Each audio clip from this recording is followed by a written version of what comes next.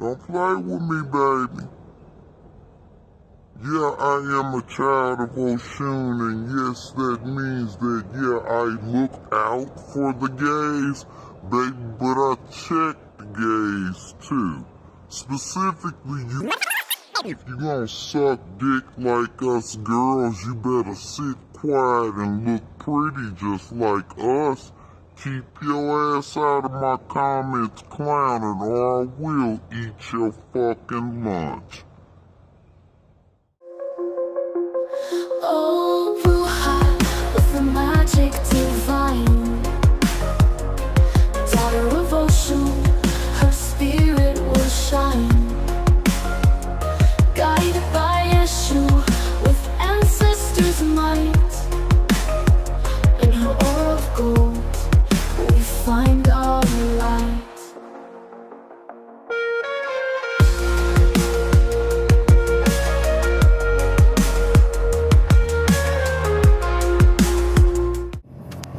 To everyone that is asking me what's the premise of those candles and shit that I posted, it is the purpose of letting a bitch know she played with the wrong witch.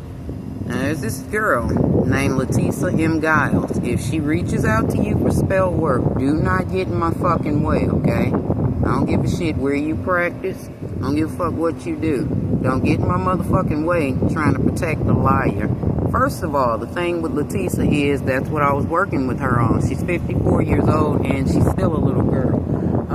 She wanted me to do spell work on her boyfriend, Andreas, the Italian man that literally treats her like a negress. But I didn't do that. I chose to help her strengthen herself as a woman.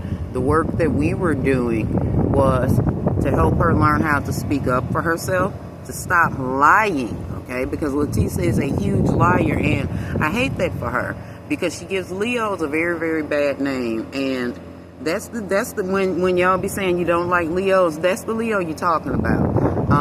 She's born in August. Like, I know her entire information, but I'm not gonna drop all of it. But yeah, the purpose of her work was to teach her how to be a better woman. It does not make sense to be 54 years old and insecure, chasing men, and lying about simple things. That is why Letisa does not have any friends. That is why she cannot maintain a relationship, because she is such a fucking liar, okay? Now, she and I have been working, or I have been working with her, and have been turning the curve with her, so I believe that she's getting high again. I work with her on that, too. Just know that if you are addicted to drugs and you come to me to help you get off drugs, I will help you do that, but you will submit to your Orishas, okay? Letisa had a problem doing that, apparently. That's not me telling you you're going to go jump off a bridge, do that, do this, but no, that's me telling you, via words from your Orisha, you must stand up as a grown person, okay? Hold on. Train going by. But that's me telling you, you must stand up as a grown person. You must stand up as a human. You must stand up, okay? You must learn to defend yourself. You must learn to develop boundaries. You must learn to respect boundaries. You must pay the balances that you owe. If you are practicing Ifa and you are running around owing people money, you are in default, okay? You are in default. You are, you're fucking up. Okay, one thing about Ifa, it teaches you, you pay what you owe. You do not run up a fucking tab and leave it sitting there. That reminds me of the story of Orunmilla and Eshu. Now, Orunmilla is Eshu's best friend. And I mean that.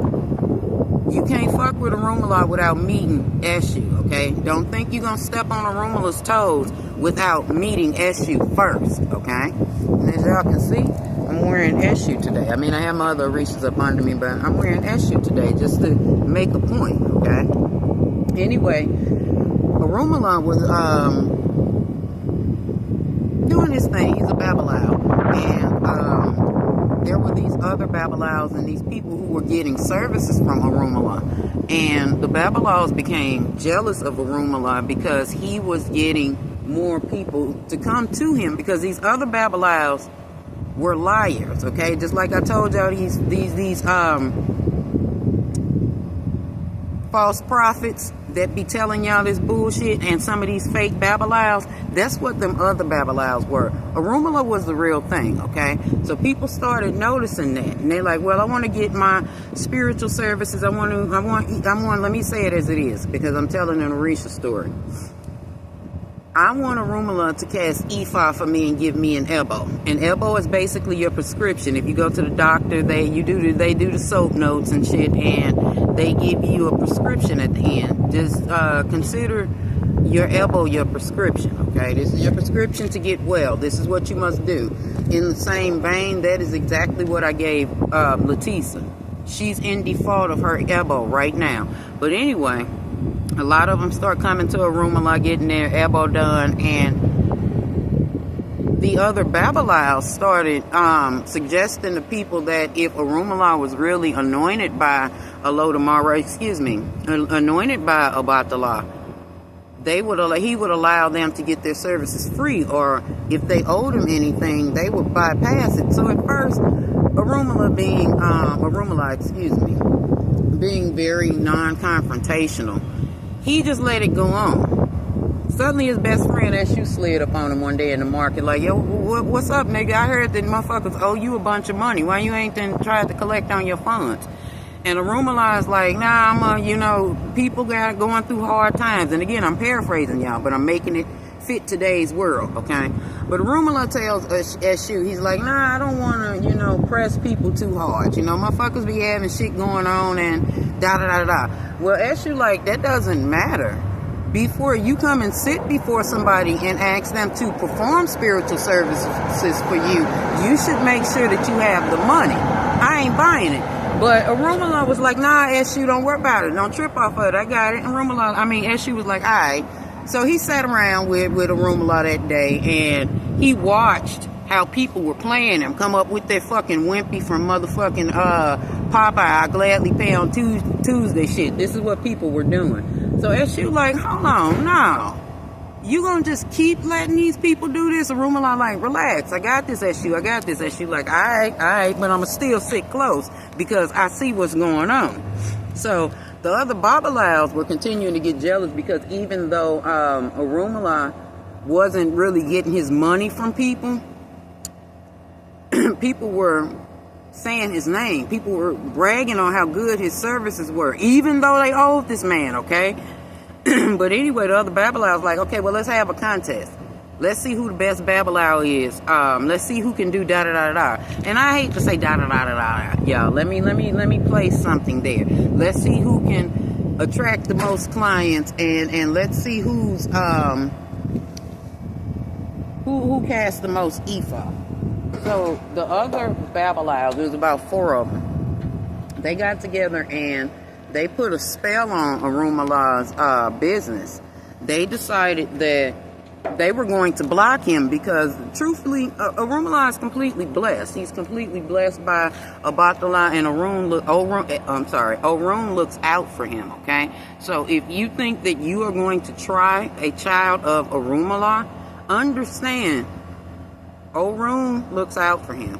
The Orishas look out for him. But first and foremost, Eshu is his best friend. But I ain't got to that part of the damn conversation yet because I want to give y'all a full, paint a full picture for you. But understand, if you go at a child of Orunmilla or someone who Orunmilla favors, Eshu gonna beat that ass, and that's exactly what's coming.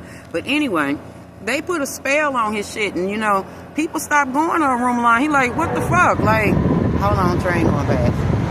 And that's like significant with that shoe coming through, y'all. This train don't run through it as quick. But anyway, he like, what's going on? Like, I usually have people that come through, and I know my motherfucking spiritual hands. He's like, hold on. So he went to another Babalao that he trusted and had him cast Ifa or whatever. And that Babalao told him, he like, there are some people that you're in competition with that are putting a hex basically in your path so that you can lose this contest that you put yourself in. Yeah, I'm sorry, I don't like to be playing with my hair, but I hate when my hair be blowing all over and it be crazy looking. But anyway, The Babalao told him his elbow, gave Orunmilla his elbow and told him he needed to go see SU. And he was like, you already know the nigga, don't fuck with him, don't holler at SU, because they have no intentions on letting you come up. So Orunmilla like, alright, before I go see SU, I'm going to try to work this out on my own, because he know SU will crash out, okay? And indeed, SU will crash if you belong to him, like me. If you're a child of SU, like me, don't worry about nobody trying you or playing with you or doing some crazy shit, because daddy gonna step every time. Anyway, he say, I ain't gonna get SU in, because that nigga gonna crash the fuck out, and I don't really want nobody fucked up yet. I don't really want nobody fucked up. So I'ma just chill. So Orunmilla did his own spell work, did his own thing. If I'm remembering right, I believe he went to Oshun and went and got some type of magical herbs that caused his business to come back and increase. So the people started coming back to Orunmilla, okay? And they had like this pot. They had been collecting the money in a calabash, and they had like this new mutual person holding it every day. And they did this competition for like 2 weeks. And then at the end of the competition, hold on, train. As you love this story, honey, this train don't come through this often. But anyway, they had the independent person or the mutual party holding it. And they were doing this competition for about 2 weeks. So let's say over the course of 7. No, it's about 2 weeks, because it went on for a little second. Or maybe it was a month. Either way, at the end of the competition, the alleged independent party saw that, yeah, Orunmilla actually won this. Y'all were doing, regardless of y'all trying to throw traps in his path, Orunmilla still won this this Babalao, if you will. Anyway, they decided like, yo, we gonna pay this motherfucker, this mutual party, and we gonna say Orunmilla lost, so we don't have to give him his money. So the motherfucker, the alleged mutual party was like, nah, I can't do that. Y'all got to do something else. So they was like, we'll pay you to say that Orunmilla lost. And because that person was hard up for money and being grafty and did not apparently trust his Orisha, because it was a male, he said, all right, pay me such and such. I'm going to say the motherfucker was like, pay me $2,000, and I'll say that Orunmilla lost this Babalao off. So they did just that, paid him $2,000, and the motherfucker was like, okay, well, the other Babalaos beat him out. It was Babalao 1, 2, 3, and 4, and then Orunmilla. This is how they were trying to say, when in fact it was Orunmilla who had cleared the board on them. They weren't even close to them. So SU heard about what they were trying to do, because y'all know SU's always moving around. He's never still. He has like, what is it, 240 versions of him, and those 240 versions of him have 240 versions, and those 240 versions have 240 versions of the first SU, second one, and on and on. You get what I'm saying? So anyway, SU coming through like he was like, had made himself into like a rat or something, and he was just creeping around, sneaking around, because he had told Orunmilla, nah, nigga, this shit don't sound right. You about to let these motherfuckers make off with your money, right?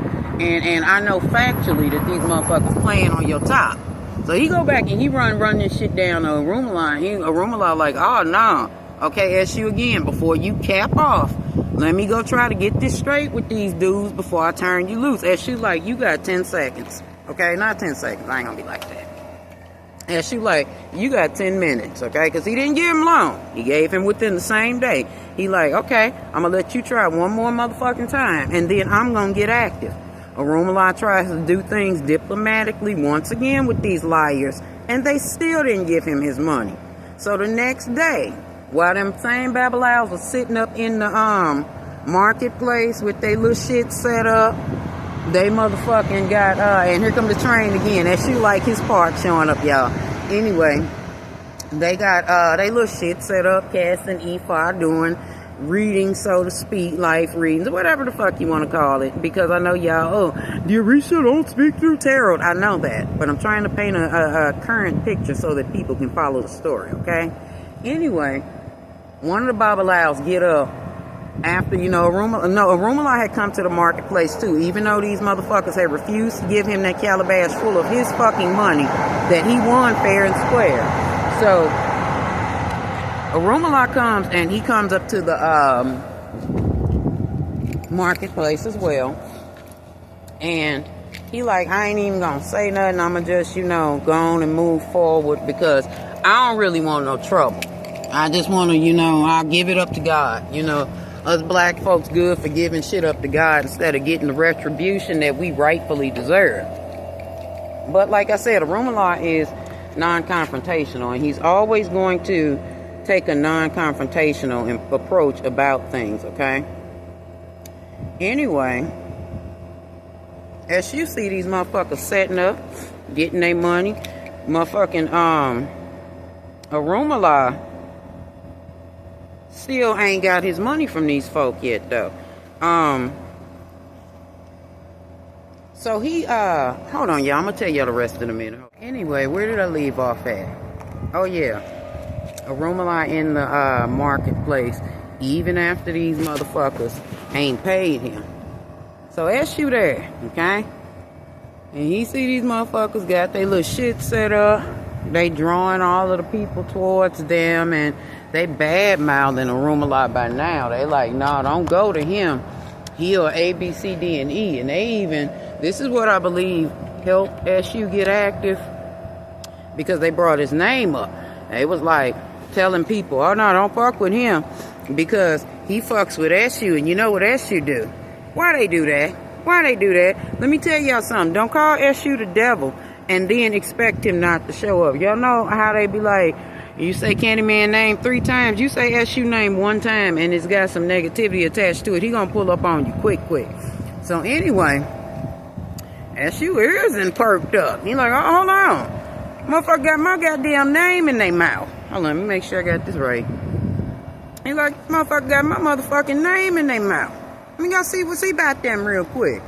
So he slides up again as a rat, and he's watching, or he's listening to them badmouth Orunmilla, and he's listening to them badmouth him.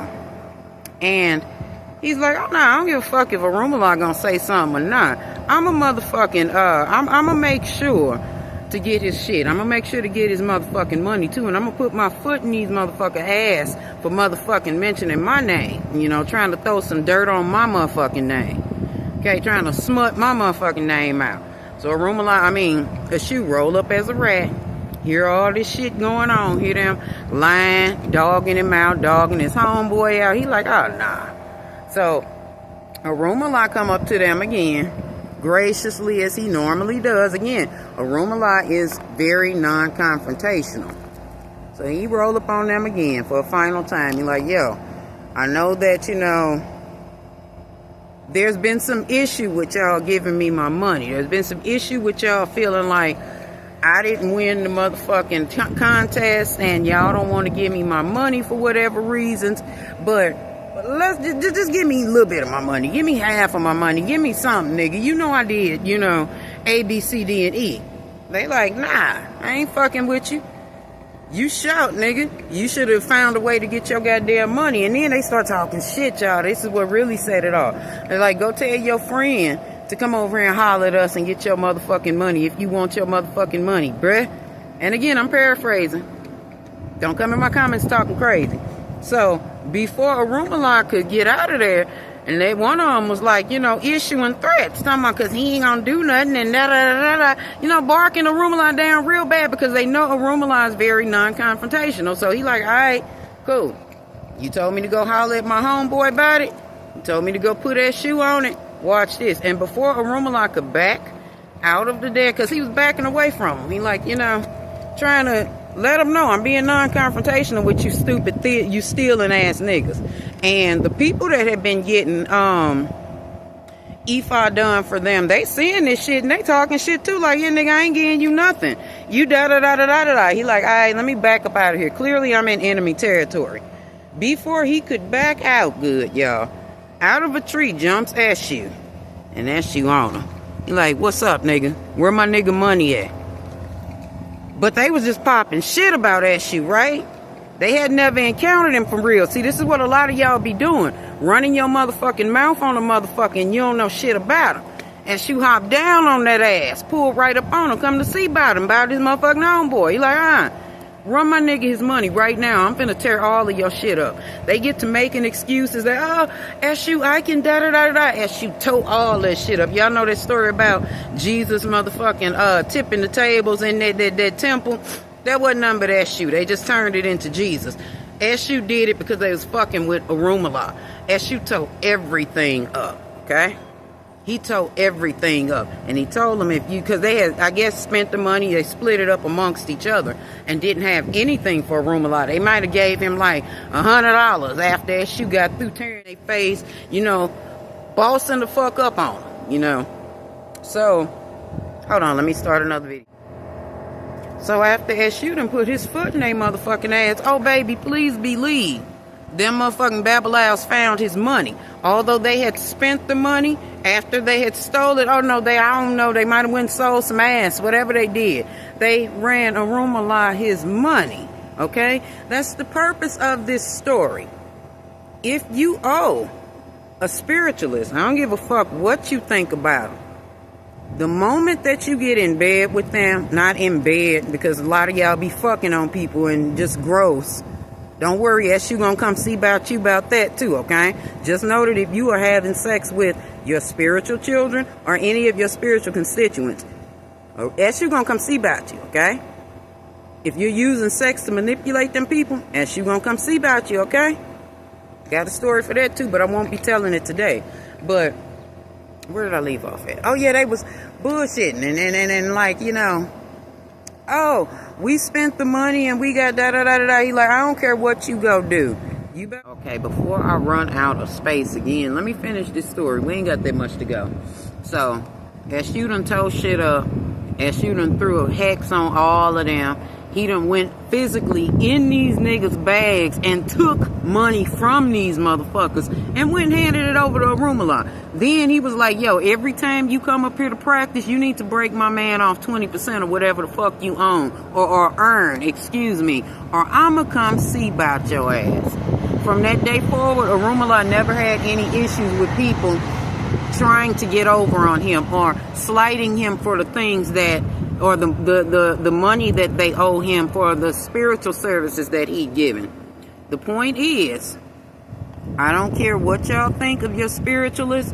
The moment that you email them, call them, reach out for their services, and you begin to get services from them, if you owe them money, there is no Orisha that is going to excuse you owing them their money. Okay? Even Oshun will get at your ass for owing her some shit, okay? Oshun will take your fucking life, okay? So that's a double-edged sword you're dealing with when you're dealing with me, okay? You'd be lucky to get Eshu, because Eshu just gonna have me stomp all on you and tear your life apart. Oshun might have me smoke your bitch ass because you simply playing with me. And if you think Oshun don't move like that, Latisa, or those that are like Latisa, baby, just give it a few days, all right?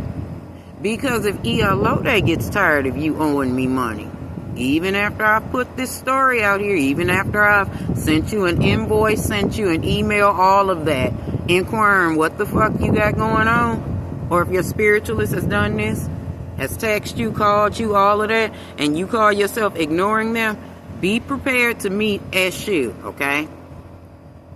And you be prepared to meet whomever their Orisha is, okay? If that person is highly favored, you can meet any of them Orishas. That's Oya, that's Shango, that's Ochosi, that's any of them. That's Orisha Ajay.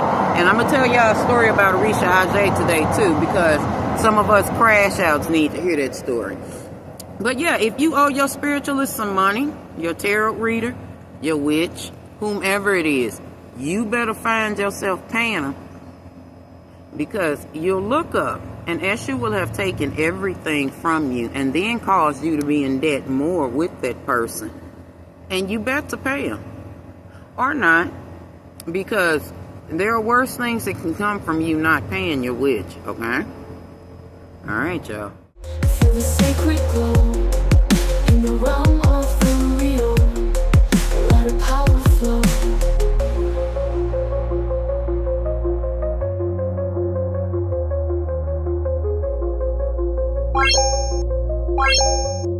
Bye.